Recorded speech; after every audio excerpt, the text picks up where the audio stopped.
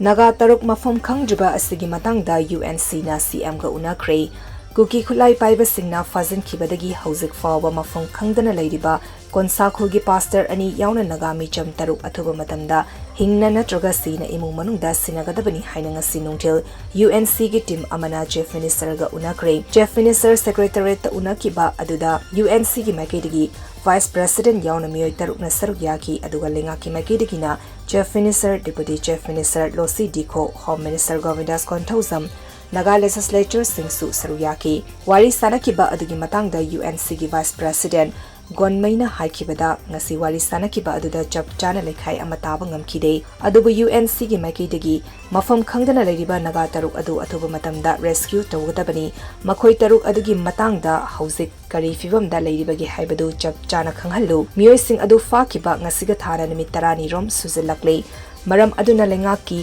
Maikaidagi makoising adu athubada rescue tawduna imung manungda sinagadabani karigumba miyoising adu hatkre haiba tarabasu asibhaksang adu sinagadabani mafam khangdana leiriba makoi taruk fangnaba thiba haibasi lengaki mathaudi aikoina changluba yaba natte haina fongdoki UNC gi maikaidagi pukhatkiba wafamsing adu lengaki maikaidagi hauzik rescue operation yamna kanna chathari kari numita makoibu rescue tawgani haibadudi chap chan haiba ngamloi haina thamlaki makoi taruk mafam khangdana leiriba asiga mari lenana UNC gi oiba chap chaba kari firef leibagi haina hangba amada madu lengakna paikhalakpa thabaki matung ingani makoi taruk adu mafam khangdriba fawba hauzik sathariba economic blockade asi handokpagi wafam leiti haiki